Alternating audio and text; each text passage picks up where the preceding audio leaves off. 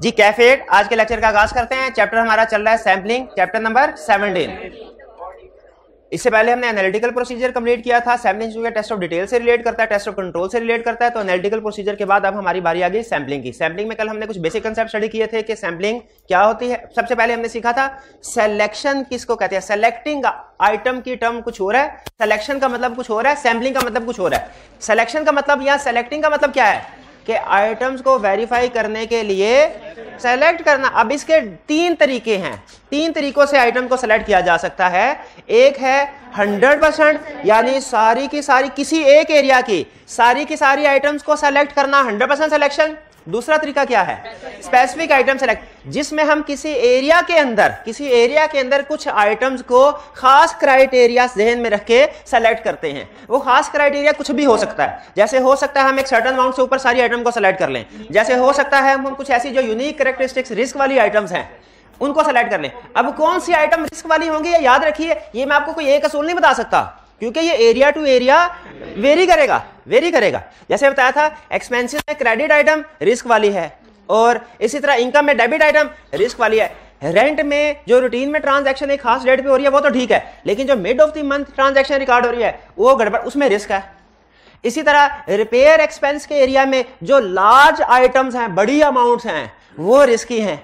उनमें क्या रिस्क है कि फिक्स एसेट्स के मिसक्लासिफिकेशन रिपेयर में करती होगी, और इसी तरह फिक्स एसेट्स के अकाउंट में स्मॉल अमाउंट्स, वो रिस्क है। क्यों भला, वो रिपेयर एक्सपेंस क्लासिफाई कर। तो ये एरिया टू एरिया वेरी करता है कि किसी एरिया में रिस्की आइटम क्या हो सकती है, उस एरिया के नेचर के लिहाज से हम डिसाइड करते हैं। लेकिन बहरहाल तो किसी खास क्राइटेरिया को सामने रख के अगर हम आइटम को सेलेक्ट करें, उसे स्पेसिफिक आइटम सिलेक्शन कहते हैं। स्पेसिफिक 100% सिलेक्शन में सारी की सारी उस एरिया की आइटम सेलेक्ट हो जाती हैं, ये सैम्पलिंग नहीं है। स्पेसिफिक आइटम सिलेक्शन में हम कुछ आइटम को सेलेक्ट करते हैं, कुछ को नहीं करते, लेकिन ये भी सैम्पलिंग नहीं है। क्यों? क्योंकि हम जिन आइटम को सेलेक्ट कर रहे हैं वो एक खास क्राइटेरिया अपने जहन में रख के आइटम को सेलेक्ट कर रहे हैं, और वो सैंपल रिप्रेजेंटेटिव ऑफ पॉपुलेशन नहीं होता, इसीलिए वो सैम्पलिंग भी नहीं होती। और तीसरा तरीका सैम्पलिंग का मतलब क्या है कि हम बगैर कोई अपने जहन में कोई खास रूल्स रखें आइटम्स को जब सेलेक्ट करें, उसे कहते हैं सैम्पलिंग। इसमें दो कैरेक्टरिस्टिक्स है जो सैम्पलिंग को सैम्पलिंग बनाती हैं, एक लेस देन 100% आइटम, और every item has chance of selection. ये दो चीजें जब मिलती हैं तो फिर सैम्पलिंग बनती है। क्लियर? ये हमने कल कंसेप्ट स्टडी किए थे। फिर इसके बाद हमने कुछ क्वेश्चंस आपको मैंने होम असाइनमेंट के तौर पे दिए थे, ऐसे ही है। उसमें रिप्रोडक्शन के क्वेश्चन भी थे और केस स्टडी के क्वेश्चन भी थे, और जो स्टूडेंट रिप्रोडक्शन के क्वेश्चन भी रिटन फॉर्म में नहीं कर रहे उनकी प्रेजेंटेशन पुअर है, पुअर ही रहेगी, जब तक के जो रिप्रोडक्शन के क्वेश्चन की भी रिटन प्रैक्टिस नहीं करते। याद रखें, रिप्रोडक्शन के क्वेश्चन की रिटन प्रैक्टिस स्टूडेंट समझ रहा होता है टाइम आया है, क्योंकि ये तो मुझे आता है, लेकिन ये दो चीजों के लिए है। एक आपका जो पेपर प्रेजेंटेशन है वो इंप्रूव होती है, आपको पता चलता है मार्क्स कितने हैं, कितना लिखना है, जहन प्रोसेस करता है जब आप लिख रहे होते हैं, और दूसरा आपकी मेमोरी का हिस्सा भी बन जाता है। जब आप लिख रहे होते हैं ना, तो वो चीजें आपकी एक तरह से रिवाइज हो रही होती हैं और याद भी हो रही होती है साथ, तो आपकी रिवीजन भी बढ़ती है और प्रेजेंटेशन भी इंप्रूव होती है। किससे? थ्योरेटिकल क्वेश्चन अटेम्प्ट कर, वो भी करने हैं, और केस स्टडी तो लाजमी करनी है। जो केस स्टडी नहीं करता वो तो पास हो नहीं सकता, ठीक है? अल्लाह चाहे तो पास हो भी सकता है, लेकिन जो रीजनेबल एश्योरेंस है वो क्या है कि केस स्टडीज अटेम्प्ट करने वाला रिटन फॉर्म में और थ्योरेटिकल क्वेश्चन अटेम्प्ट करे वो पास है, और जो ये काम नहीं करता वो नॉर्मली पास नहीं होता। क्वेश्चंस आपको दिए थे, क्वेश्चन डिस्कस कर लें। चलिए, सबसे पहला क्वेश्चन जी असाइनमेंट करने वाला फेल हो सकता है, असाइनमेंट ना करने वाला पास भी हो सकता है, लेकिन ये एक्सेप्शंस है। अगर आप रिस्क लेना चाहते हैं तो ले लें, बाजुकात तो ऐसा भी होता है कि आधे चैप्टर्स किए आधे नहीं किए वो स्टूडेंट भी पास हो जाता है। वो कैसे हो जाता है भला? पेपर किस्मत, ऐसे पेपर ही उसी में से आ गया जो चैप्टर्स किए हैं, लेकिन इसका चांस बहुत कम होता है, ठीक है? लेकिन कुछ आपको शायद इक्का दुक्का ऐसे नजर है। नॉर्मली ऐसे स्टूडेंट जो सिलेक्टिव स्टडीज करते हैं नॉर्मली फेल हो जाते हैं। रिस्क लेना चाहें तो ले ले, पहली अटेम्प्ट है जिनकी वो तो ले सकते हैं, दूसरी वाले भी ले सकते हैं रिस्क, ऐसा क्या मसला है? जितनी दफा मर्जी रिस्क लें। हाँ जी, देखिए वो कहावत मशहूर है, जितना गुड़ उतना मीठा। जितनी मेहनत करते जाएंगे पास होने के चांसेस बढ़ते जाएंगे, जितनी मेहनत कम करते जाएंगे पास होने के चांसेस कम होते जाएंगे। आगे आपकी मर्जी। Question number 1, narrate the circumstances under which the auditor, I cap का 5वां क्वेश्चन है, under which auditor would resort to the following techniques while selecting item for test of details and controls. while selecting item for test of details and test of controls। इसका मतलब ये है कि हमें इससे पता चल रहा है कि कोई सैम्पलिंग की बात करने लगा है, सैम्पलिंग के चैप्टर से रिलेट कर रहा है। लेकिन बहरहाल देखते हैं, पहला selecting all items of A population. बताइए कौन सी सर्कमस्टेंसेस हैं जब ऑल, एक मिनट, जिससे पूछूं वो बताए, जिससे पूछूं वो बताए। जी मेरे भाई बताइए, वो कौन सी सिचुएशंस हैं जिनमें ऑल आइटम्स को सेलेक्ट किया जाता है? When population consists of small number of large values, there is a significant risk which cannot be reduced by other means। हो गया, ऑडिट होता। Population is not homogeneous और 100% एग्जामिनेशन बिकम कॉस्ट इफेक्टिव। कैसे cost effective? Using computer, using CAATs, computer से data. Second, selecting specific items from a population. Population से specific items को कैसे select किया जाता है? आप बताइए, शाबाश। All items over a certain, देखिए ये all items in financial statement नहीं है, ऑल आइटम्स इन एरिया भी नहीं है। ऑल आइटम्स इन एरिया भी, ऑल आइटम्स इन एरिया होना तो वो 100% एग्जामिनेशन पहले वाला केस बन जाए। ये all items over a certain amount in an area, यानी एक एरिया के अंदर, जैसे सेल्स के अंदर आपने एक अमाउंट, ठीक है, शाबाश। और की आइटम्स शोइंग सर्टेन कैरेक्टरिस्टिक्स। अच्छा, इसमें साइलेंटली क्या कह रहा है? की item showing certain characteristics. Risky items उठाओ, रिस्की आइटम्स उठाओ। और आइटम्स टू ऑब्टेन इंफॉर्मेशन, जैसे आप पे रोल के बारे में कोई इंफॉर्मेशन हासिल करना, आप पे रोल की एक ट्रांजैक्शन को सेलेक्ट करें और वॉक थ्रू कर लें उसका, आपको सारे उसके सिस्टम के जितने भी प्रोसेस, जितने भी स्टेप्स हैं उनके साथ अवेयरनेस हो जाएगी। क्लियर? इसमें कोई problem? Risk of fraud, prone का मतलब होता है जिनमें चांस, ससेप्टेबिलिटी, चांस ज्यादा हो। हाँ, ये नहीं है कि चांस ज्यादा, वो जनरल वर्ड है। Question 2, describe the circumstances in which an item may decide to examine entire population of items that make up an account balance। 100% के केसेस आ जाएंगे, ठीक है। पास पेपर का भी क्वेश्चन है, के क्वेश्चन, बैंक का भी क्वेश्चन। क्लियर? कोई प्रॉब्लम तो नहीं? चलिए, अब ये हुए रिप्रोडक्शन के क्वेश्चन। हाँ, अभी थैंक्स नहीं, अभी पूरा थैंक्स नहीं, अभी केस स्टडी है। अच्छा, पहले ये हुआ करता था, ज्यादा पुरानी बात नहीं है, चंद अटेम्प्ट्स पहले की बात है। आई कैप का असूल होता था एक केस स्टडी में एक ही चैप्टर टेस्ट करना है, एक केस स्टडी में। हालांकि अगर आप देखें ना, वैसे जो केस स्टडी का असूल होता है ना, मतलब यूनिवर्सिटीज वगैरह की आप केस स्टडीज को, तो वो एक केस स्टडी में मल्टीपल चैप्टर्स टेस्ट कर रहे होते हैं, क्योंकि प्रैक्टिकली जो केस स्टडीज होती है ना, प्रैक्टिकल, उसमें जाहिर है हर कंसेप्ट अप्लाई हो रहा था। तो लेकिन हमारे सिलेबस में, हम सीए में कैफ लेवल पे एग्जामिनर की आदत थी वो एक केस स्टडी में एक ही टॉपिक या एक ही चैप्टर टेस्ट किया करता था। लेकिन अब वो थोड़ा थोड़ा अपनी इस अप्रोच को चेंज कर रहा है। चेंज करने से क्या मुराद है? एक ही केस में मल्टीपल टॉपिक्स को टेस्ट कर रहा है। इसीलिए आपने हर केस स्टडी को पढ़ते हुए सोचना है कि कहीं इसमें कोई दूसरे भी तो कंसेप्ट या चैप्टर इन्वॉल्व नहीं हो रहा, अप्लाई नहीं हो रहा।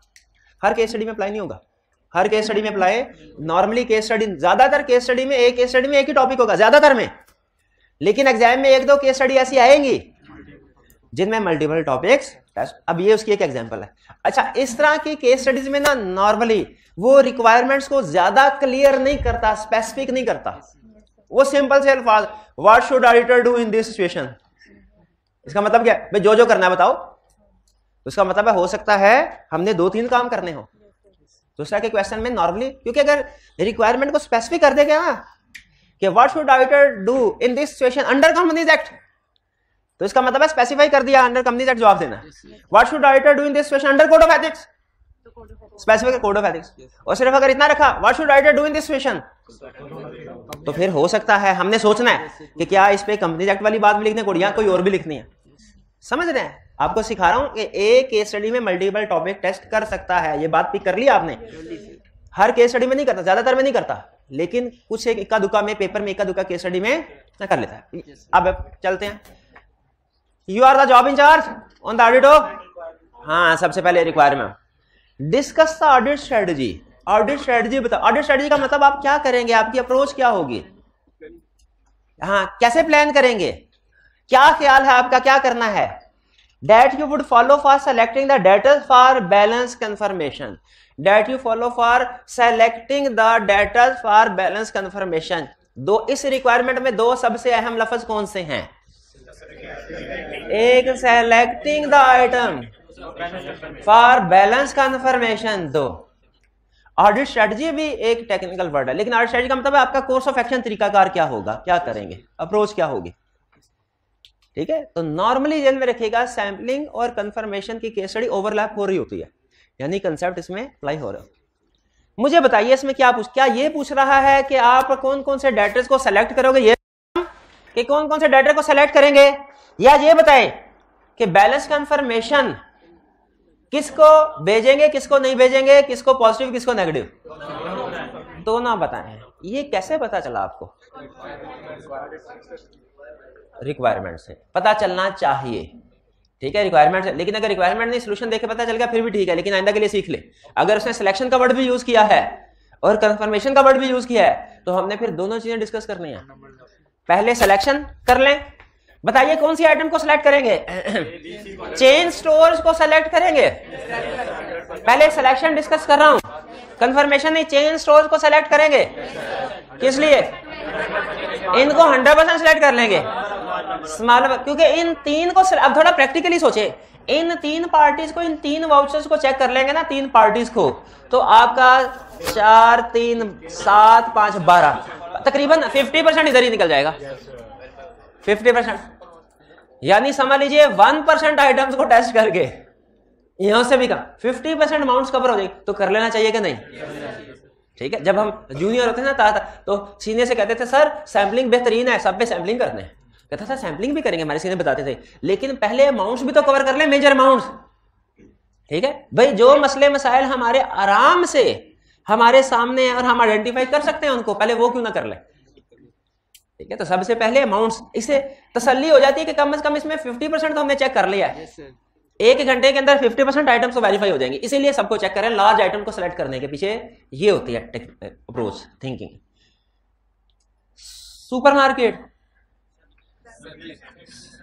सिलेक्शन करेंगे लेकिन सैम्पलिंग के अंदर। रेस्टोरेंट में मेरा ख्याल छोड़ देते हैं, इसमें भी सैम्पलिंग करनी चाहिए, इसमें नेगेटिव करनी चाहिए। नहीं, सैम्पलिंग को छोड़ दे, अब कंफर्मेशन को छोड़ दे। कंफर्मेशन नेगेटिव होती है, सैम्पलिंग नेगेटिव नहीं होती। सुपरमार्केट में से सिलेक्शन करेंगे यूजिंग सैंपल, रेस्टोरेंट में भी सिलेक्शन करेंगे यूजिंग सैंपल। क्रेडिट बैलेंस 100%, क्यों? इनमें रिस्क है। क्या रिस्क है? मिस क्लासिफिकेशन होगी। किसी स्टूडेंट को यह कंफ्यूजन तो नहीं है कि हो सकता है मिस क्लासिफिकेशन ना हो, ये मिस क्लासिफिकेशन है। हमेशा नेगेटिव बैलेंस किसी ना किसी मिस क्लासिफिकेशन को इंडिकेट कर रहा होता है। क्लियर हो गया? अच्छा, अब अगर आप ओवरव्यू लेना तो देखें वो जो स्पेसिफिक आइटम सिलेक्शन के तीनों पॉइंट इसमें कवर हो रहे हैं, और हर सिलेक्शन में तीनों पॉइंट कवर होंगे। स्पेसिफिक आइटम के, यानी वो जो सिलेक्शन का तरीकाकार हमने सीखा था ना, तीनों क्या था? 100% भी, स्पेसिफिक भी, सैंपलिंग भी। ये एक तरह से 100% है, एक तरह से, क्योंकि आपने अलग क्लास कर दी इसकी। ये एक तरह से, एग्जैक्टली नहीं, एक तरह से, या इसको यूं कह ले, 100% सिलेक्शन में नहीं रखना ना, तो उसको यूं कह ले, ये है all items over a certain amount, यूं कह ले। यानी हमने मेजर आइटम को भी सिलेक्ट कर लिया, फिर रिस्की आइटम को भी सिलेक्ट कर लिया, और फिर जो रिमेनिंग आइटम थी मैं सैंपल में देखे हर चीज कवर होगी कि नहीं होगी, हर क्लास कवर होगी कि नहीं होगी। ये है बेहतरीन तरीका सिलेक्शन का। किसी को कोई कंफ्यूजन? स्पेसिफिक किधर हुई है? नहीं, ये असल में बता रहा, वो आपसे ये नहीं कह रहा कि मुझे जस्टिफाई करवाओ कि ये किससे रिलेट करता है। असल में जब हमने ये टॉप 3 आइटम्स सेलेक्ट की ना, ये इटसेल्फ स्पेसिफिक आइटम सिलेक्शन है, क्योंकि वो कहता था all item over certain amount. जब हमने ये रिस्की आइटम सेलेक्ट की ना, ये भी स्पेसिफिक आइटम सिलेक्शन है। लेकिन हमें सोल्यूशन में ये लिखने की जरूरत नहीं है कि ये all item over certain amount ऐसे रिलेट करती है। हमने ये जो आइटम सेलेक्ट किया ना, ये आप सिर्फ ये कि जो आइटम सेलेक्ट किया, चूंकि स्मॉल नंबर है, मेजर पॉपुलेशन को शो कर रहा है, तो हमने कम वक्त में ज्यादा परसेंटेज, ज्यादा अमाउंट को कवर करने के लिए इसको सेलेक्ट किया। इसको क्यों सेलेक्ट किया? इसमें रिस्क ज्यादा है। There are no overdue and nil balances as on 30th June 2009. Risk of material misstatement has been assessed as low and controls have been tested. Risk low. अच्छा, ये इंफॉर्मेशन क्यों दी उसने? ये कंफर्मेशन में काम, तो एक इससे भी हमें इंडिकेशन मिल जाती है कि इसमें कंफर्मेशन का जिक्र करना है, इससे भी इंडिकेशन मिल जाती है। अब कंफर्मेशन भी डिस्कस करें, पहले 3 पे क्यों, क्रेडिट बैलेंसेस पे क्यों, लेकिन उससे तो नीचे क्या दिया, लो है, ओवरऑल लो है इन पार्टीज में, तो पता चला ना कोई ना कोई मिस स्टेटमेंट है। ये 100% मिस, आपको बताया होता ना एग्जांपल के जरिए से कि डेटर का बैलेंस नेगेटिव हो जाए मिस स्टेटमेंट है, क्रेडिट का बैलेंस नेगेटिव हो जाए मिस स्टेटमेंट है, इन्वेंट्री का बैलेंस नेगेटिव हो जाए मिस स्टेटमेंट है, फिक्स एसेट्स का बैलेंस नेगेटिव हो जाए मिस स्टेटमेंट है, ओवर डेप्रिसिएशन हो जाती है। Fully depreciated asset, fix asset का बैलेंस नेगेटिव कब होगा, फुल्ली डेप्रिसिएटेड एसेट को भी डेप्रिशिएट करते जाए। इन्वेंट्री का बैलेंस नेगेटिव कब होगा, जब परचेजेस रिकॉर्ड ना करें, कॉस्ट ऑफ सेल्स रिकॉर्ड करते जाएं। ठीक है, डेटर का बैलेंस नेगेटिव कब होगा, जब आपने सेल्स रिकॉर्ड ही नहीं की और उसकी कलेक्शन रिकॉर्ड कर ली है। क्रेडिटर का बैलेंस नेगेटिव कब होगा, परचेज रिकॉर्ड ही नहीं की, पेमेंट रिकॉर्ड कर ली है। तो ये miss statement, negative balance miss statement को इंडिकेट कर। अच्छा, और बाकी सुपरमार्केट और रेस्टोरेंट, अच्छा अगेन रेस्टोरेंट में आप कहेंगे सर इसमें तो फौरी फैसला कर लिया हमने, क्या ये large number of small balances है और 2 कंडीशन पूरी हो रही है, तीसरी एग्जाम्पशन लिख के लिख देंगे कि नेगेटिव है। सुपरमार्केट में हम जज नहीं कर पा रहे, इसको स्मॉल नंबर में लिखें कि लार्ज में करें। अगर इसके साथ कंपेयर करें तो ये लार्ज नंबर बनता है सुपरमार्केट को चेन स्टोर के साथ, लेकिन अगर रेस्टोरेंट के साथ करें तो ये कंपैरेटिव एनालिसिस करना है। आप यहाँ पे अपनी जजमेंट अप्लाई करेंगे। कितने स्टूडेंट्स के ख्याल में ये सुपरमार्केट को large number of small balances show करवाना चाहिए, कितनों के ख्याल में इसको स्मॉल नंबर ऑफ लार्ज, ठीक है, मैं गलत नहीं कर रहा, ये जजमेंटल है, कर सकते हैं, लेकिन मेरे ख्याल इसको क्योंकि दो स्मॉल की हो गई है ना, तो मैं 2 लार्ज की बराबर करना, डेबिट क्रेडिट बराबर करने के लिए, लेकिन कोई रूल नहीं, आपकी जजमेंट पे डिपेंड कर रहा है। क्लियर हो गई? इस केस स्टडी में कोई प्रॉब्लम हो तो पूछ लें, कोई प्रॉब्लम नहीं है, बंद करें इसको, क्लोज। चलिए आगे चलते हैं। अब हम क्या करने जा रहे हैं, सैंपलिंग को हम आगे, लाइट्स ऑन कर दीजिएगा। कल आपको याद होगा हमने बात कहां पे छोड़ी थी, ऑडिट इसका मतलब क्या था, मतलब कंसेप्ट ऑडिट फेल हो, यानी ऑडिटर ने ऑडिट कर लिया, मटेरियल मिस स्टेटमेंट मौजूद थी लेकिन वो उस मटेरियल मिस स्टेटमेंट को डिटेक्ट नहीं कर पाया। ऑडिट का मतलब क्या, मिस स्टेटमेंट मौजूद थी, ऑडिटर उसको मिस स्टेटमेंट को डिटेक्ट नहीं कर पाया। जब डिटेक्ट नहीं कर पाया इसका ऑडिट फेल हो गया। इसकी कितनी रीजन हो सकती हैं, 3। पहला, वो जिस एरिया में मिस स्टेटमेंट थी उसकी नेचर ही ऐसे थे, नॉर्मली डिफिकल्ट एरियाज में, कॉम्प्लेक्स एरियाज में रिस्क होते जो मिस स्टेटमेंट का रिस्क। अच्छा मुझे एक चीज बताएं, कंसेप्ट पूछने लगा हूं, रिस्क ऑफ मिस स्टेटमेंट में और मिस स्टेटमेंट में कोई फर्क है कि नहीं? रिस्क ऑफ मिस स्टेटमेंट का मतलब चांसेस है मिस स्टेटमेंट हो सकता है, हो सकता है ना हो, और मिस स्टेटमेंट का मतलब कंफर्म हो गया कि मिस स्टेटमेंट है। रिस्क और मिस स्टेटमेंट में फर्क क्या है? रिस्क चांस है, हो सकता है हो मिस स्टेटमेंट, हो सकता है ना हो। मिस स्टेटमेंट का मतलब कंफर्म है। इन दोनों के दरमियान में पता क्या चीज है, प्रोसीजर्स। जब कभी रिस्क होता है ऑडिटर प्रोसीजर परफॉर्म करता है, प्रोसीजर परफॉर्म करने से यहां तो पता चल जाएगा मिस स्टेटमेंट है या नहीं। तो रिस्क ऑफ मिस स्टेटमेंट में और मिस स्टेटमेंट में फर्क है, इससे एग्री करते हैं। दूसरा कंसेप्ट, फाइनेंशियल स्टेटमेंट्स और फाइनेंशियल स्टेटमेंट लेवल एक ही चीज है, क्या फर्क है? फाइनेंशियल स्टेटमेंट्स और फाइनेंशियल स्टेटमेंट लेवल फर्क है। फाइनेंशियल स्टेटमेंट का मतलब सेट जिसको वेरीफाई कर रहे हैं, और फाइनेंशियल स्टेटमेंट लेवल का मतलब है किसी चीज का इंपैक्ट कितना है। अगर किसी चीज का इंपैक्ट बहुत से एरियाज में हो हम कहते हैं फाइनेंशियल स्टेटमेंट, और अगर किसी का इंपैक्ट सिर्फ एक सिंगल एरिया, तो ये फर्क ध्यान में रखिएगा। यहां पे रिस्क की बात हो रही है, अगर किसी एरिया में रिस्क हो, किसी एरिया में उसकी अपनी कैरेक्टरिस्टिक्स की वजह से कि उसमें मिस स्टेटमेंट हो सकते हैं, उसे क्या कहते हैं? आप एग्जांपल दे सकते हैं कोई? जैसे इन्वेंट्री और फिक्स एसेट्स में से किसमें इनहेरेंट रिस्क ज्यादा है? इन्वेंट्री में। इन्वेंट्री चोरी हो सकती है, क्यों? स्मॉल इन साइज होती है और नॉर्मली कीमती होती है, मूवेबल, पोर्टेबल। यह है इनहेरेंट रिस्क उस एरिया में कैरेक्टरिस्टिक्स की वजह से। अच्छा, और क्या रीजन होती है जिसकी वजह से auditor financial statement miss statement है और ऑडिटर डिटेक्ट नहीं कर सका? मैनेजमेंट का बनाया हुआ कंट्रोल, इंटरनल कंट्रोल भी, क्योंकि अगर ये इंटरनल कंट्रोल ठीक होता ना तो ये इस रिस्क को इधर ही रोक लिया जाता, ये पकड़ लेता, ये इसको रोक लेता। इंटरनल कंट्रोल वीक है, रिस्क मजीद आगे आ गया। डिटेक्शन रिस्क क्या है कि ऑडिटर ने ऑडिट प्रोसीजर ठीक परफॉर्म नहीं किए, इसलिए कि अगर ऑडिट प्रोसीजर ठीक परफॉर्म करता तो वो यहीं पे इसको रोक लेता। डिफरेंट रीजन हो सकते हैं। ठीक है, तो ये 3 रीजंस यहाँ एलिमेंट्स हैं ऑडिट रिस्क के। ये कंसेप्ट समझ आ गया, inherent risk, control risk, deduction risk. ठीक है, ऑडिटिंग स्टैंडर्ड आगे फर्दर डिस्कशन करते हैं और वो कहते हैं अगर आप इसको लेफ्ट हैंड साइड को रिड्यूस करना चाहते हैं ना तो आपको राइट हैंड साइड रिड्यूस करनी पड़ेगी। और राइट हैंड साइड पे डिस्कशन करते हुए कहते हैं इसके ऊपर ऑडिटर का कोई कंट्रोल नहीं है, ना ऑडिटर का ना मैनेजमेंट का। इसके ऊपर मैनेजमेंट का कंट्रोल तो है, ऑडिटर का नहीं है। मैनेजमेंट अगर चाहे तो कंट्रोल स्ट्रॉन्ग कर सकती है, ऑडिटर नहीं, क्योंकि ऑडिटर की रिस्पॉन्सिबिलिटी नहीं। अल्टीमेटली जाके ऑडिटर का कंट्रोल आता है डिटेक्शन रिस्क पे।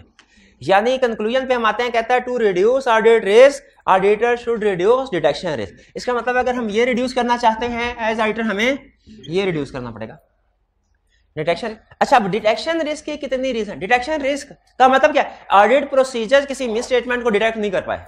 डिटेक्शन रिस्क का मतलब क्या है? ऑडिट प्रोसीजर किसी मिस स्टेटमेंट को डिटेक्ट नहीं कर पाए। इसकी 2 बड़ी रीजन होती हैं, एक में ऑडिटर का कसूर है और एक में ऑडिटर का कसूर नहीं है। एक बड़ी रीजन क्या है? सैंपलिंग। यानी सैंपलिंग की वजह से हमेशा रिस्क होता है कि जो आइटम्स हमारे सैंपल का हिस्सा नहीं बन सकी कहीं उनमें मिस स्टेटमेंट हो।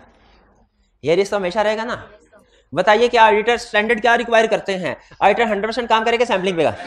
सैंपलिंग का मतलब 100% से कम काम करना। 100 में से 20 आइटम सेलेक्ट करे, ये भी सैंपलिंग है। 40 सेलेक्ट करे, ये भी सैंपलिंग है। 60 सेलेक्ट करे, ये भी सैंपलिंग है। 80 सेलेक्ट करे, ये भी सैंपलिंग। 99 सेलेक्ट करे 100 में से, ये भी। अगर ऑडिटर 20 आइटम सेलेक्ट करता है, क्या रिस्क है कि जो 80 सेलेक्ट नहीं की उसमें मिस स्टेटमेंट हो? अगर 80 आइटम सेलेक्ट की, रिस्क है कि जो 20 सेलेक्ट नहीं की उसमें रिस्क हो, उसमें मिस स्टेटमेंट हो गई।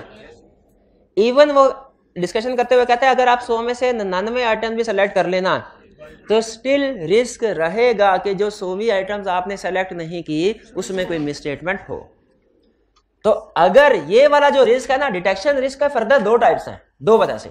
एक सैंपलिंग की वजह से, एक नॉन सैंपलिंग की वजह से। डिटेक्शन रिस्क की फर्दर 2 टाइप्स हैं। सैंपलिंग रिस्क किस वजह से होता है? सैंपलिंग की वजह से। नॉन सैंपलिंग रिस्क किस वजह से है? सैंपलिंग के अलावा किसी और वजह से। ठीक है, सैंपलिंग रिस्क क्या है? कि आप जब कभी सैंपलिंग यूज करेंगे, रिस्क है कि जो आइटम टेस्ट नहीं की उसमें कोई ना कोई गड़बड़ हो। जरा गैस कीजिए, इसमें ऑडिटर का कसूर है? इसलिए अगर सैंपलिंग रिस्क की वजह से कोई मिस स्टेटमेंट रह गई, ऑडिटर को माफ कर दिया जाता है, क्योंकि उसे कहा जाता है कि 100% आपने आइटम टेस्ट नहीं कर दी थी। ऑडिटिंग स्टैंडर्ड कहते हैं कि सैंपल बेस पे काम करो। आपने ऑडिटिंग स्टैंडर्ड की रिक्वायरमेंट पूरी कर ली है ना, तो फिर भी अगर कोई मसला रह गया तो आपकी माफी, क्योंकि ये इनहेरेंट लिमिटेशन समझी जाती है सैंपलिंग करना। ठीक है, और नॉन सैंपलिंग रिस्क क्या है? सैंपलिंग के अलावा किसी और वजह से ऑडिटर मिस स्टेटमेंट को डिटेक्ट नहीं कर सका। और रीजन क्या हो सकती है? ऑडिटर ने सही काम नहीं किया, सही प्लान नहीं किया, प्रॉपर वर्क को परफॉर्म नहीं किया, जूनियर के वर्क को किसी सीनियर ने सुपरवाइज रिव्यू नहीं किया, कोई प्रोसीजर रिक्वायर्ड थे स्टैंडर्ड करा था वो परफॉर्म नहीं किए, परफॉर्म किए तो सही नहीं किए, मटीरियलिटी लेवल सही सेलेक्ट नहीं किया, 5 के बजाय आपने 10% कर दिया, 20, हालांकि 5% होना चाहिए था। जब इस तरह के गलत फैसलों की वजह से जो ऑडिटर की नाअहली की तरफ इशारा कर रहे हैं, जब इस तरह की चीजों की वजह से कि जिसमें हमने स्टैंडर्ड की रिक्वायरमेंट्स की वायलेशन की हो, इस वजह से अगर ऑडिटर के मिस स्टेटमेंट डिटेक्ट नहीं कर पाया, इसे क्या कहते हैं? Non sampling risk. Non sampling risk. अब एक छोटी सी एग्जांपल, हमें क्लाइंट का स्टॉक काउंट करने के लिए गए, उसके 20 वेयर हाउस थे, हमने सैंपल में 12 को सेलेक्ट किया, 8 को सेलेक्ट नहीं किया। जिन 8 को सेलेक्ट नहीं किया उनमें फेक इन्वेंट्री शो करवाई गई थी। एक उनमें से ऐसा वेयर हाउस था जिसमें फेक इन्वेंट्री शो करवाई गई थी। ऑडिटर इस वजह से मिस स्टेटमेंट डिटेक्ट नहीं कर सका, रिपोर्ट साइन कर दी, उसके बाद पता चला इन्वेंट्री फेक थी। बताइए, ऑडिट रिस्क तो आ गया ना? किस वजह से आया? सैंपलिंग। ऑडिटर को माफी दे दी जाएगी कि जेल होगी? और अगर पता चले कि जिन 12 में उसने चेकिंग की है उसमें वो सिर्फ इन्वेंट्री को गिन के आ गया, हालांकि उसने इन्वेंट्री की कंडीशन भी चेक करनी थी कि इन्वेंट्री ठीक हालत में मौजूद है कि नहीं, खराब तो नहीं, जली तो नहीं हुई, सिर्फ इन्वेंट्री को गिनना नहीं था, उसकी कंडीशन को भी देखना था, ताकि अगर एनआरवी पे राइट डाउन करना है तो वो कर लिया जाए। ऑडिटर ने सिर्फ गिना, उसकी कंडीशन को चेक नहीं किया। टेक्निकल वर्ड्स में अगर बात करूं तो ऑडिटर ने इन्वेंट्री की एग्जिस्टेंस तो चेक की, उसकी वैल्यूएशन एंड एलोकेशन की कंडीशन को चेक नहीं किया। बाद में पता चला इन्वेंट्री ओवरस्टेटेड थी, क्योंकि बहुत सी इन्वेंट्री राइट डाउन होनी चाहिए थी, नहीं हो सकी। अब बताइए, नॉन सैम्पलिंग, इसमें ऑडिटर को सजा होगी कि नहीं होगी? बिल्कुल होगी। तो समझ आ गया आपको कि सबसे पहले जब कभी भी कोई प्रॉब्लम होती है, मिस स्टेटमेंट होती है ऑडिट के बाद, हमने ये देखना है डिटेक्शन रिस्क है ये सैम्पलिंग रिस्क की वजह से था कि नॉन सैम्पलिंग की वजह से। ठीक है, ये वाली साइड हमें इनहेरेंट लिमिटेशंस की तरफ लेके जाती है, ये वाली साइड इनहेरेंट लिमिटेशंस की वजह से नहीं है। ठीक है, एक केस स्टडी में उसने पूछा, छोटी सी केस स्टडी थी, उसने पूछा कि ऑडिट फर्म ने आईकॉम एफए वाले पास बच्चों को ट्रेनी के तौर पे रख लिया, उनसे ऑडिट करवा रहे हैं और वो मिस स्टेटमेंट को डिटेक्ट नहीं कर सके क्योंकि उन्होंने स्टैंडर्ड नहीं पढ़े हुए थे। और पार्टनर ये कह रहा है कि सर ये तो इनहेरेंट लिमिटेशन है। क्या incompetence, non qualification, inexperience audit team का होना ये इनहेरेंट लिमिटेशन है? इसमें हम इनहेरेंट लिमिटेशन का आर्गुमेंट नहीं ले सकते। क्यों? ये नॉन सैम्पलिंग रिस्क है। ठीक है, बात समझ आ गई? सैम्पलिंग रिस्क और नॉन सैम्पलिंग रिस्क में फर्क समझ आ गया। अब इसको थोड़ा टेक्निकल वर्ड्स में कन्वर्ट कर दूं। सैम्पलिंग रिस्क क्या है? कहता है सैम्पलिंग रिस्क का मतलब ये है कि ऑडिटर का कंक्लूजन सैंपल की बेस पे कुछ और है और अगर सारी पॉपुलेशन टेस्ट करता तो कंक्लूजन कुछ और होता। यानी अगर हमने 100 में से 60 आइटम को सेलेक्ट किया, 40 वाली में कोई गड़बड़ है, 60 आइटम्स की बेस पे हमें किस नतीजे पे पहुंचे कि फाइनेंशियल में ठीक है, लेकिन अगर सारी आइटम्स को टेस्ट करते तो 100%, तो फिर किस कंक्लूजन पे पहुंचते कि मिस स्टेटमेंट है। तो ये कंक्लूजन डिफरेंट हो गया ना। ये किस वजह से हुआ? इस वजह से कि हमने 100% टेस्टिंग के बजाय सैंपलिंग की। इसे कहते हैं sampling risk. Sampling risk is the risk that auditors conclusion based on sample might be different if entire population would have been tested. ठीक है, auditors conclusion based on sample might be different if entire population would have been, ये अल्फाज का मतलब समझ आ रहा है कि सैंपल की बेस पे जो कंक्लूजन है वो कुछ और है, और if entire population would have been tested, अगर सारी पॉपुलेशन टेस्ट की जाती तो कंक्लूजन कुछ और होता। यही जो डिफरेंस है सैंपल का, पॉपुलेशन का, इसे क्या कहते हैं? Sampling risk. Sampling risk. और नॉन सैंपलिंग रिस्क क्या है? सैंपलिंग के अलावा और किसी भी रीजन की वजह से ऑडिटर मिस स्टेटमेंट को ढूंढ ना सके, यह है नॉन सैंपलिंग रिस्क। ठीक है, मैं क्लियर हुआ? अच्छा, नॉन सैंपलिंग रिस्क में क्या रीजंस हो सकते हैं? उसने टीम ठीक नहीं थी, फारो टीम थी, नॉन क्वालिफाइड टीम थी, एक्सपीरियंस नहीं थी, प्रोसीजर सही प्लान नहीं किए, सही परफॉर्म नहीं किए, सही रिव्यू नहीं किया। ठीक है, ठीक। अच्छा, मुझे ये बताइए, अगर आप डिटेक्शन रिस्क को कम करना चाहते हैं, ऑडिट रिस्क को कम करना चाहते हैं, क्या करना पड़ेगा? डिटेक्शन रिस्क को कम करना चाहते हैं तो क्या करना पड़ेगा? नॉन सैम्पलिंग रिस्क को कम करें कि सैम्पलिंग रिस्क को कम करें? कि हो सके तो दोनों को, हो सके तो दोनों। नॉन सैम्पलिंग रिस्क कैसे रिड्यूस करेंगे? How to reduce? जिन रीजंस की वजह से नॉन सैम्पलिंग रिस्क राइज होता है उनको दूर कर दे। यानी कैसे? एडिक्वेट प्लानिंग कर ले, प्रॉपर एडिक्वेट परफॉर्मेंस कर ले, एडिक्वेट सुपरविजन एंड रिव्यू करें। भाई इन सब का इशारा ऑडिटर की टीम की तरफ है कि उस टीम के ऊपर फोकस करें, अच्छी प्लानिंग, सुपरविजन, रिव्यू वगैरह करें, तो नॉन सैम्पलिंग रिस्क कम हो जाएगा। नॉन सैम्पलिंग रिस्क कम हो जाएगा। भाई समझ आ रही है बात? नॉन सैम्पलिंग रिस्क कैसे कम होगा? सैम्पलिंग रिस्क था किस वजह से? Sampling. Where there is sampling there is sampling risk. 99 भी आइटम सेलेक्ट कर लेंगे ना 100 में से, 100 का रिस्क रहेगा।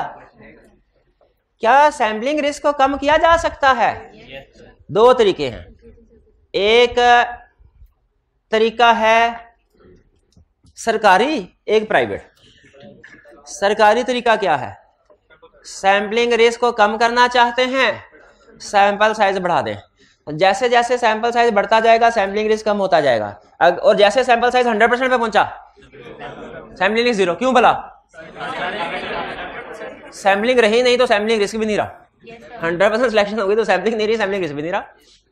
इसका मतलब ये हुआ सैम्पलिंग रिस्क में और सैंपल साइज में कौन सा रिलेशनशिप है? Direct, indirect? Indirect. Sample size बढ़ेगा, सैम्पलिंग रिस्क कम हो जाएगा। ये तरीका, ये सरकारी तरीका। दूसरा तरीका है स्ट्रेटिफिकेशन करें। स्ट्रेटिफिकेशन का मतलब क्या होता है भला? क्लासिफिकेशन करें, क्लासिफिकेशन करें। वो कहता है असल में जब आप फाइनल लेवल पे पहुंचेंगे ना, उसमें एक सब्जेक्ट है बिजनेस फाइनेंस डिसीजन, उसमें वो आपको एक चीज सिखाएगा, रिस्क को आप सिर्फ जजमेंट की बेस पे नहीं, अभी तो आपको जजमेंट की बेस पे रिस्क आइडेंटिफाई सिखा रहे हैं ना, वहां कहते हैं रिस्क को आप कैलकुलेट भी कर सकते हैं, और इसका फार्मूला बताता है स्टैंडर्ड डेविएशन या वेरिएंस, हाँ समेशन सुमेशन वही होता है, बिल्कुल शाबाश शाबाश, वेरिएंस। तो कहता है जरा गौर से सुनिएगा, कहता है जब आप पॉपुलेशन में से वेरिएंस को निकाल दें तो रिस्क भी निकल जाता है, वेरिएशन को निकाल दें। तो असल में स्ट्रैटिफिकेशन या क्लासिफिकेशन से क्या होता है भला, हम एक जैसी आइटम्स को जो कॉमन कैरेक्टरिस्टिक्स शो कर रही हो उनको हम इकट्ठा कर देते हैं, उनको हम इकट्ठा कर देते हैं, जिससे क्या होता है, वेरिएशन कम हो जाती है, हमारा रिस्क भी कम हो जाता है। तो ऐसे ही है ना, आप खुद बताइए, लायक स्टूडेंट है, नालायक स्टूडेंट है, लायक स्टूडेंट्स की कैटेगरी अलग, नालायक स्टूडेंट नहीं, एक मिनट, लायक स्टूडेंट्स की कैटेगरी अलग, नालायक स्टूडेंट्स की कैटेगरी अलग, ऐसे कर दिया जाए कि सबको मिक्स बिठा दिया जाए, मिक्स नहीं बिठा दिया जाए, हाँ, ताकि जो लायक है वो भी नालायक हो जाए। नहीं, नालायक नहीं होना, ये लिखी बड़ी बात है। जिसमें केस स्टडी नहीं करनी उसने सो नहीं करनी, बल्कि उसे केस स्टडी करने वाले के साथ बिठाएंगे ना, उसको भी खराब करेगा। तो ये ज़हन में रखिएगा, कंक्लूजन को पिक करें। कंक्लूजन क्या है कि स्ट्रैटिफिकेशन करने से पॉपुलेशन में वेरिएशन कम हो जाती है, क्योंकि आप एक जैसी आइटम्स को इकट्ठा कर देते हैं, और तो stratification reduces risk, stratification reduces risk, या यूं कह लें स्ट्रैटिफिकेशन रिड्यूसेस, ये समझ आ गया। स्ट्रैटिफिकेशन कहते हैं क्लासिफिकेशन, यानी पॉपुलेशन को सिमिलर कैरेक्टरिस्टिक्स की बेस पे क्लासिफाई करना, ये स्ट्रैटिफिकेशन है, ठीक है। For example classification male students लादा, फीमेल लादा, ये भी स्ट्रैटिफिकेशन है। एक स्ट्रैटिफिकेशन हो सकती है जो प्री मेडिकल या इंजीनियरिंग के स्टूडेंट्स हैं वो लादा, और जो कॉमर्स बैकग्राउंड के स्टूडेंट है वो लादा, ये भी स्ट्रैटिफिकेशन का एक तरीकाकार है, ठीक है। स्ट्रैटिफिकेशन कहता है भाई आप बात सुनो, स्ट्रैटिफिकेशन की डिफरेंट बेसिस, आप क्लासिफाई करना है ना, डिफरेंट बेसिस पे कर सकते हैं, डिफरेंट बेसिस पे कर सकते हैं। वो बेसिस मॉनिटरी भी हो सकती है, नॉन मॉनिटरी भी। जैसे अगर मैंने क्लासिफिकेशन की जो कॉमर्स बैकग्राउंड के लादा, जो मेडिकल वगैरह को लादा, ये कौन सी है, नॉन मॉनिटरी। और अगर मैं क्लासिफिकेशन करूं और जिन्होंने पूरी फीस दी है वो करीब करीब आगे बैठ जाए, और जिन्होंने डिस्काउंट लिए हुए हैं वो दूर दूर बैठ, ये भी स्ट्रैटिफिकेशन है। लेकिन ये किस बेस पे है, आखिरी क्वेश्चन पूछ रहा हूं स्ट्रैटिफिकेशन में से, गैस कीजिए हम ऑडिट में ज्यादातर स्ट्रैटिफिकेशन जो करते हैं वो कौन सी करते हैं, मॉनिटरी क्लासिफिकेशन। अच्छा फिर अभी बताइए कंफर्मेशन वाला क्वेश्चन किधर है, केस स्टडी एक थी वो हॉस्पिटल क्लिनिक वाली, जल्दी से बताए भाई, टाइम निकल रहा है। हॉस्पिटल क्लिनिक वाली थी ना, हाँ, पेज 210, सेहत फार्मास्यूटिकल, नहीं ये नहीं, वो प्रवीण वाली,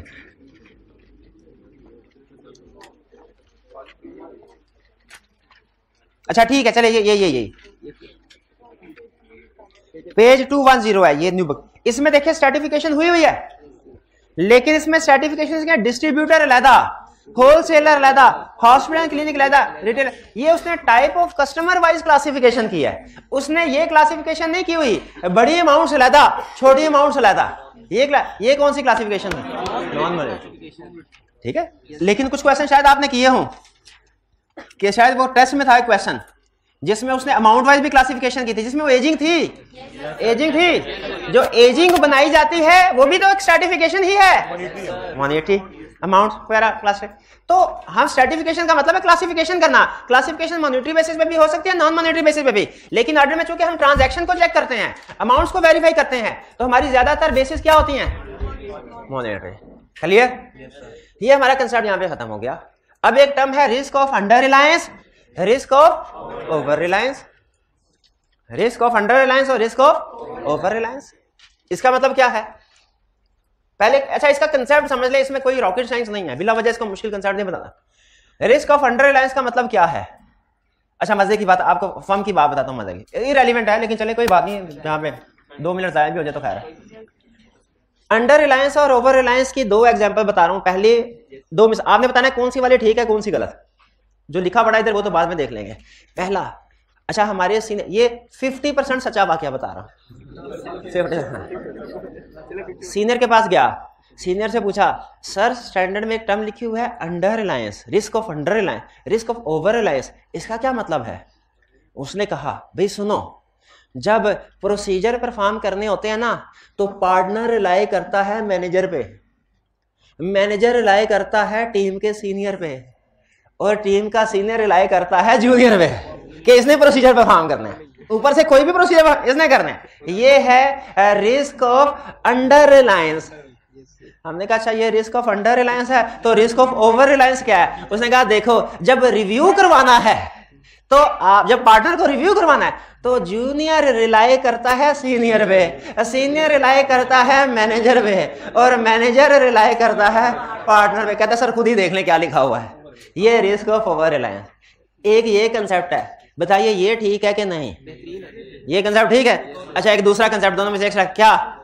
रिस्क ऑफ अंडर रिलायंस क्या है?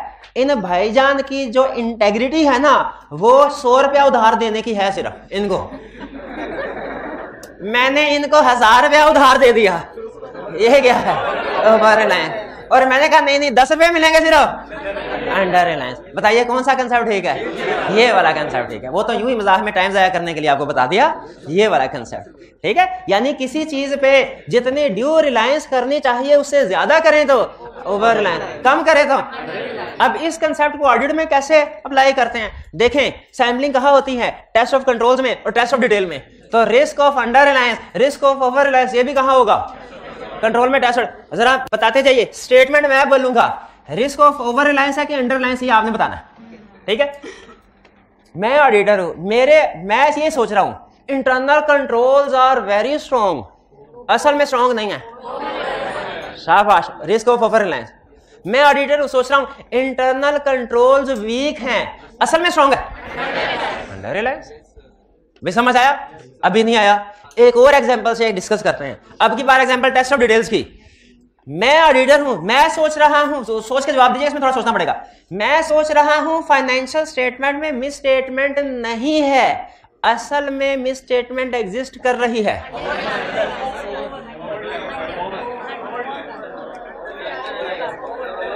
50-50 हो गया। फिर से सुनिए, मैं सोच रहा हूं अपने सैंपल के रिजल्ट की बेस पे, अपने सैंपल के रिजल्ट की बेस पे मैं सोच रहा हूं कि पॉपुलेशन में मटेरियल मिस स्टेटमेंट नहीं है, असल में है रिस्क ऑफ ओवर रिलायंस। क्योंकि इसका मतलब है मैं पॉपुलेशन पे रिलाई करूंगा, मैं कहूंगा अनमोडिफाइड ओपिनियन, हालांकि वो मिस स्टेटमेंट है। अगला क्वेश्चन, मैं सैंपल की बेस पे इस नतीजे पे पहुंचा कि पॉपुलेशन में मटेरियल मिस स्टेटमेंट है जबकि एक्चुअली में नहीं है, risk of under Reliance. Simple, इतना ही है, कोई मुश्किल है इसमें नहीं है, नहीं। ठीक है, एक दफा एक अंडर रिलायंस की 2 एग्जांपल है, एक टेस्ट ऑफ कंट्रोल्स की, एक टेस्ट ऑफ डिटेल की। ओवर रिलायंस की 2 एग्जांपल है, एक टेस्ट ऑफ कंट्रोल की, एक टेस्ट ऑफ डिटेल की। कंसेप्ट खत्म, डन। एक दफा जरा मेरी तसल्ली के लिए ये अंडर रिलायंस और ओवर रिलायंस को पढ़ लें, क्योंकि एक में ज्यादा कर रहे होते हैं तो आपका ज्यादा कम ना मिक्स हो जाता है,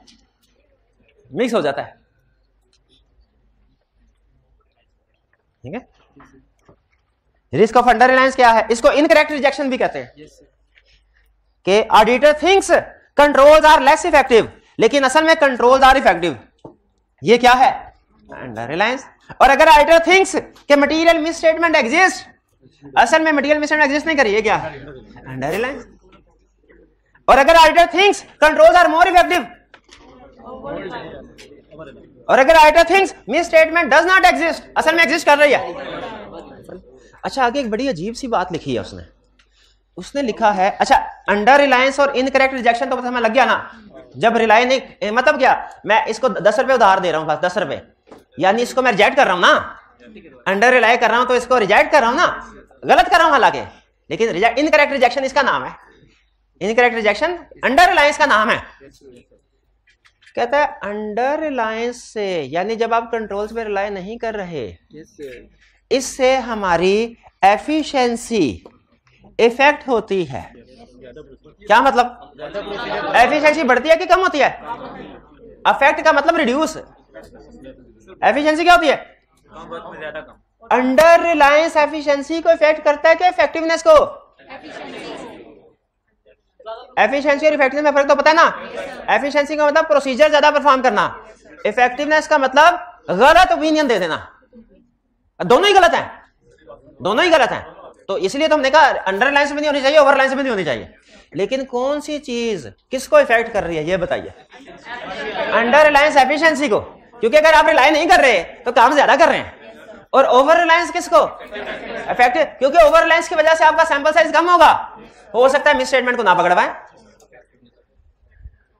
इफेक्टिवनेस कंप्रोमाइज हो गई। शाबाश, ये समझ आ गई कहानी? चलिए बस, वैसे एग्जाम में चले हैं नहीं क्लियर, असाइनमेंट कर लेंगे। अब चलते हैं हम स्टेप्स की तरफ। ये तो आपको पता है ना, हम जो भी प्रोसीजर परफॉर्म करते हैं सिस्टमैटिकली परफॉर्म करने चाहिए ना। कंफर्मेशन में पढ़ा था क्या स्टेप्स के? कंफर्मेशन का प्रोसीजर परफॉर्म करना है, लेटर सेंड करना है, स्टेप नंबर 1 ये करो, 2 ये करो, 3 ये करो, 4 ये करो, 5 ये करो, ठीक है ना। एनालिटिकल प्रोसीजर में भी पढ़ा था, स्टेप नंबर 1 ये करो, 2 ये करो, 3 ये करो, 4 ये करो। सैम्पलिंग में भी पढ़ना चाहिए, सैम्पलिंग करनी है तो स्टेप नंबर 1 ये, 2 ये, 3 ये, 4। अच्छा आपको थोड़ा सा बता दूं जल्दी जल्दी, ये आप बुक या स्टैंडर्ड पढ़ेंगे ना तो उसमें normally step by step approach नहीं होती।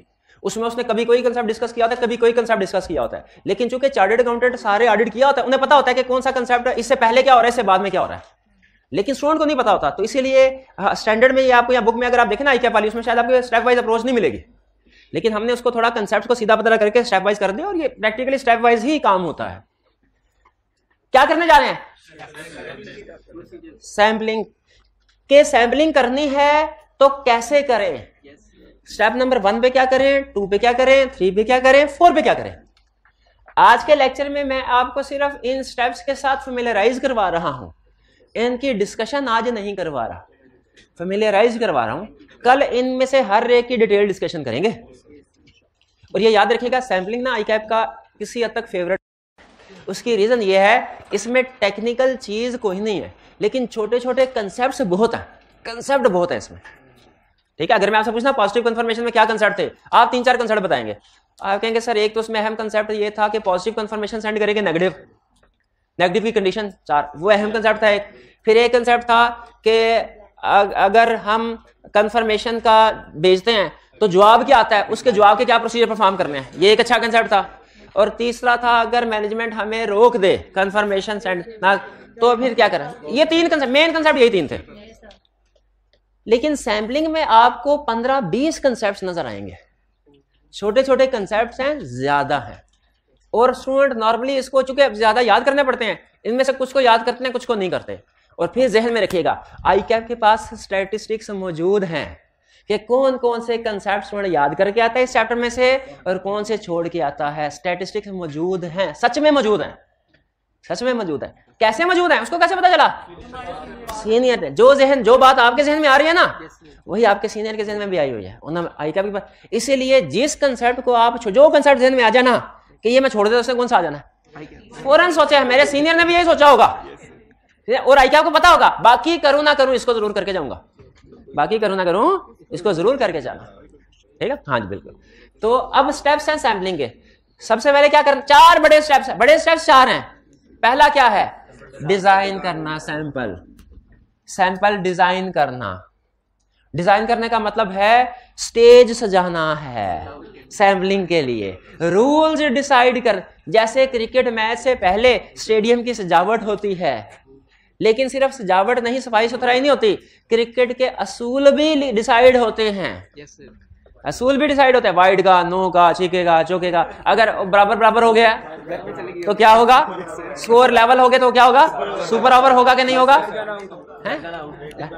तो ये रूल्स डिसाइड करते हैं। उसी तरह सैम्पलिंग में भी याद, सैंपल डिजाइन का मतलब क्या है, सैम्पलिंग करने से पहले उसके रूल्स पैरामीटर डिसाइड करना, ये पहला स्टेप है। दूसरा स्टेप क्या है, जो सैंपल आपने डिजाइन कर लिया उसके ऊपर प्रोसीजर परफॉर्म करने हैं। क्या करने हैं? इसके सब पॉइंट्स हैं सैंपल डिजाइन के। सैंपल डिजाइन के सब एंड पे हम क्या करते हैं, हमारे पास सैंपल आ जाता है। स्टेप नंबर 1 में हमारे पास सैंपल आ गया, स्टेप नंबर 2 में उस सैंपल पे प्रोसीजर परफॉर्म किए। स्टेप नंबर 3 में हमने प्रोजेक्शन, क्योंकि प्रोसीजर परफॉर्म किया है ना, तो उनमें से कुछ मसले मसाइल हमारे सामने आए होंगे। प्रोसीजर परफॉर्म करने से सामने आए होंगे ना। 1000 में से 200 का सैंपल सेलेक्ट किया, 190 ठीक थे, 10 में कुछ गड़बड़ आई होगी ना। तो हमने क्या करना है, क्या वो जो गड़बड़ की अमाउंट है वो ही हमारी मिस स्टेटमेंट वगैरह है कि उसको प्रोजेक्शन करनी है? बताइए, जब हम प्रोसीजर परफॉर्म करें, जो मसले मसाइल सामने आए, उस अमाउंट की डायरेक्ट वैल्यूएशन कर लें, उसकी बेस पे डायरेक्ट कंक्लूजन ड्रॉ कर लें कि पहले प्रोजेक्शन करें, प्रोजेक्शन के बाद रिजल्ट की तरफ जाएं। पहले प्रोजेक्शन करें, बाद में रिजल्ट की तरफ जाएं। भाई यही होता है ना, सैम्पलिंग में सिखाया था कि आपने जब कभी सैंपल करना है उसके बाद प्रोजेक्शन करनी है, फिर रिजल्ट के साथ वैल्यूएशन करनी है। तो ये 4 बड़े स्टेप हो गए, sample design, performing procedure, projection, result valuation. Design, procedure, projection, evaluation, 4। Project कैसे करेंगे ये प्रोजेक्शन में सिखाएंगे, प्रोसीजर क्या परफॉर्म करना है ये भी सिखाएंगे, रिजल्ट वैल्यूएशन भी सिखाएंगे। लेकिन पहले sample design. Sample design, sample design का मतलब क्या बताया, रूल्स वगैरह, ठीक है। इन रूल्स के मुताबिक हमने सैंपल सेलेक्ट करना है। पहला, determine purpose and population for sampling. Purpose का मतलब क्या है कि टेस्ट ऑफ कंट्रोल के लिए कर रहे हैं, सैंपलिंग के टेस्ट ऑफ डिटेल्स के लिए। इसलिए कि पर्पस बताता है कि आपकी रेलिवेंट पॉपुलेशन क्या है। पर्पस बताता है कि पॉपुलेशन क्या है जिसमें से सैंपल कहां से उठाना है। पॉपुलेशन क्या है, क्या रिकॉर्डेड अमाउंट पॉपुलेशन है, क्या पॉपुलेशन हमारी सेल इनवॉइसेस है कि गुड डिस्पैच नोट। बताइए, हाँ, किस पर्पस के लिए। हम पर्पस में एक तो ये ना कि टेस्ट ऑफ कंट्रोल के टेस्ट ऑफ डिटेल, एक पर्पस है कि असर्शन क्या है। असर्शन क्या है, कंप्लीटनेस की अकरेंस। कंप्लीटनेस है तो पर्पस कंप्लीटनेस है, तो पॉपुलेशन कुछ और, अकरेंस है पॉपुलेशन कुछ और। बताइए, अगर हमारा पर्पस है टेस्ट ऑफ डिटेल्स और टेस्ट ऑफ डिटेल्स में हमने कंप्लीटनेस को चेक करना है, तो बताइए हमारी पॉपुलेशन जिसमें से सैंपल उठाना है वो क्या होगी, सपोर्टिंग डॉक्यूमेंट यानी गुड डिस्पैच। शाबाश, ये चैप्टर 3 का कंसेप्ट आया काम यहाँ पे। और अगर पर्पस है अकरेंस, टी काउंट में से सैंपल, तो पर्पस पहले स्टेप पे क्या डिसाइड करते हैं, पर्पस एंड पॉपुलेशन किसे कहते हैं, वो सारे यूनिट्स जिनमें से आपने सैंपल उठाना है। पॉपुलेशन का सही होना बहुत, अगर पॉपुलेशन गलत डिसाइड हो गई ना, सारा प्रोसीजर आपका जीरो हो जाएगा। अगर आप कंप्लीटनेस को चेक करना चाहते हैं और सैंपल उठा लिया रिकॉर्डेड अमाउंट से, जितने मर्जी करते जाएं, सैंपलिंग जीरो है। क्योंकि कंप्लीटनेस के लिए तो हम सपोर्टिंग डॉक्यूमेंट्स में सैंपल उठाते हैं। याद है 2-3 केस स्टडीज की थी, वो सारा वाली केस स्टडी याद है, सारा वाली, उसमें यही था ना, सारा नहीं, सारा वाली केस स्टडी, हाँ, केस स्टडी नहीं याद भाई। पर्पस और पॉपुलेशन समझ, पहले स्टेप में पर्पस और पॉपुलेशन डिसाइड कर लें। पर्पस में दो, एक तो टेस्ट ऑफ कंट्रोल के टेस्ट ऑफ डिटेल, और दूसरा क्या पर्पस में डिसाइड कर, असर्शन कौन सी है, उस लिहाज से फिर डिसाइड करते हैं पॉपुलेशन क्या होगी। करेक्ट, पॉपुलेशन डिसाइड हो गई। Next, define what will be deviation, आखिरी कंसेप्ट आज का। बताइए क्या डेविएशन होगा, क्या। अच्छा, डेविएशन किसे कहते हैं, वीकनेस इन इंटरनल कंट्रोल का दूसरा नाम है deviation. Weakness in internal control के 2-3 नाम बताए मैंने आपको, वीकनेस इन इंटरनल कंट्रोल भी लिखें, डेविएशन इन इंटरनल कंट्रोल भी लिखें, डेफिशिएंसी इन इंटरनल कंट्रोल भी लिखें। ये सारे वीकनेस इन इंटरनल कंट्रोल के नाम है। Weakness in internal control, clear. और मिस स्टेटमेंट किसे कहते हैं, फाइनेंशियल स्टेटमेंट्स में कोई गलती, अमाउंट्स वगैरह गलत रिकॉर्ड, कहता है बताओ, डिसाइड करो, डिफाइन करो क्या डेविएशन होगी, क्या मिस स्टेटमेंट होगी। हमने कहा कोई जरूरत नहीं, ये तो हमें पता है क्या मिस डेविएशन है, क्या मिस स्टेटमेंट है। अप्रूवल ना होना, रिकंसिलिएशन ना बनना, डेप्रिसिएशन रिकॉर्ड ना होना, डेप्रिसिएशन रिकॉर्ड ना होना मिस स्टेटमेंट है। बैड डेट रिकॉर्ड ना होना, इन्वेंट्री का एनआरवी पे राइट डाउन ना होना मिस स्टेटमेंट है। क्लियर हुआ। हमने कहा ये तो पता है, उसने कहा पता है। तो 3 एग्जांपल्स दे रहे हैं। अगर आपने 3 में से 2 एग्जाम्पल ठीक बता दी आपकी छुट्टी, नहीं तो आप भी इधर बैठे मैं भी इधर बैठे। आपने बताना है कि ये मिस स्टेटमेंट है, मिस स्टेटमेंट या डेविएशन है कि नहीं।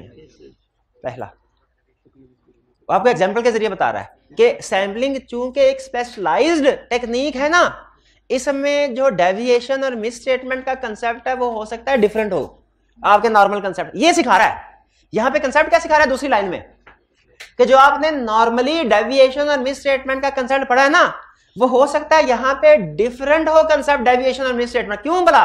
क्योंकि सैम्पलिंग एक स्पेशलाइज्ड टेक्निक है। समझा रहा है आपको, पहली एग्जांपल दे रहा है, कहता है आपने कंफर्मेशन लेटर सेंड किया, उसका जवाब आया वो फर्क था और पता चला ये डिफरेंस टाइमिंग डिफरेंस की वजह से है। बताइए ये डेविएशन या मिस स्टेटमेंट है कि नहीं? नहीं है, पक्की बात है नहीं है, करेक्ट, पहला आंसर ये डेविएशन या मिस स्टेटमेंट नहीं है। बज़ाहिर लगता है ये मिस स्टेटमेंट है क्योंकि फर्क आ गया, लेकिन क्योंकि वो टाइमिंग डिफरेंस है तो मिस। अच्छा चले, पहला सवाल का जवाब ठीक। दूसरा दूसरा दूसरा आपने क्लाइंट से कहा कि मुझे ये रिपेयर एक्सपेंस के कुछ वाउचर्स निकाल दो। क्लाइंट ने कहा सर ये जल गए, हमारे पास कोई रिकॉर्ड इनका मौजूद नहीं है, कोई रिकॉर्ड हमें अल्टरनेटिव प्रोसीजर से भी एविडेंस नहीं मिल सकता, इसका अल्टरनेटिव प्रोसीजर से भी इसका एविडेंस नहीं मिल सकता। बताइए ये क्या है? एक मिनट है, ये कितने स्टूडेंट्स का ख्याल है कि ये स्कोप लिमिटेशन है? ये सारे गलत, आपने नोट नहीं किया। इसमें ये लिखा हुआ है कि डिसाइड करना है क्या चीज डेविएशन है, क्या चीज मिस स्टेटमेंट है, स्कोप लिमिटेशन नहीं है। सैम्पलिंग में याद रखिए, ये अजीब कंसेप्ट आपको बता रहा हूं, सैम्पलिंग में स्कोप लिमिटेशन होती ही नहीं है। सैम्पलिंग में या तो डेविएशन है या मिस। अगर आप टेस्ट ऑफ कंट्रोल परफॉर्म कर रहे हैं ना, तो जो भी गड़बड़ होगी हम उसे कहेंगे डेविएशन, और अगर टेस्ट ऑफ डिटेल परफॉर्म कर रहे हैं जो भी गड़बड़ होगी उसे कहेंगे मिस स्टेटमेंट। तो ये जो हमें इनवॉइसेस का रिकॉर्ड नहीं, अगर नॉर्मल ऑडिट होता ना, नॉर्मल ऑडिट, आपका जवाब 100% ठीक था। नॉर्मल ऑडिट में एविडेंस का नाम मिलना स्कोप लिमिटेशन नहीं होते, यही तो सिखाया आपको। लेकिन सैम्पलिंग में स्कोप लिमिटेशन का कंसेप्ट नहीं है। क्यों नहीं है ये आपको यहां पे जाके पता चलेगा, यहां पे जाके क्यों नहीं। सैम्पलिंग में स्कोप नॉर्मल ऑडिट में जो स्कोप लिमिटेशन होती है, सैम्पलिंग में उसे क्या कहते हैं? अगर टेस्ट ऑफ कंट्रोल परफॉर्म कर रहे हैं तो उसे डेविएशन कहेंगे, और टेस्ट ऑफ डिटेल परफॉर्म कर रहे हैं तो उसे मिस स्टेटमेंट। अजीब बात है, अजीब बात है कि एविडेंस नहीं मिला, नॉर्मल ऑडिट में से स्कोप लिमिटेशन कहते हैं, सैम्पलिंग में उसे डेविएशन या मिस स्टेटमेंट कह रहे हैं। लेकिन कहते हैं क्योंकि स्कोप लिमिटेशन की ऑप्शन ही नहीं। शाबाश, अब समझ आया आपको कि क्यों कह रहे हैं आपको कि डिसाइड करो क्या डेविएशन मिस, क्योंकि नॉर्मल डेविएशन का कंसेप्ट कुछ और है, यहां पे कुछ और है। क्लियर? अब एक एग्जांपल आपकी ठीक है कि गलत हो गई? स्कोप लिमिटेशन वाली गलत हो गई, टाइमिंग डिफरेंस वाली ठीक हो गई। अब आखिरी जिसके ऊपर अब डिपेंड कर रहे हैं, सेकंड वाली का आंसर क्या था कि ये अगर एविडेंस हमें नहीं मिला ना, सैम्पलिंग के अंदर कोई एविडेंस नहीं मिला, तो वो अगर आप टेस्ट ऑफ कंट्रोल परफॉर्म कर रहे हैं, सैम्पलिंग टेस्ट ऑफ कंट्रोल में करने हैं तो वो डेविएशन होगी, और अगर टेस्ट ऑफ डिटेल परफॉर्म कर रहे हैं तो मिस स्टेटमेंट होगी। आखिरी क्वेश्चन मिस्टर, अब आपने बताना है हम टेस्ट ऑफ डिटेल परफॉर्म कर रहे हैं, क्या कर रहे हैं?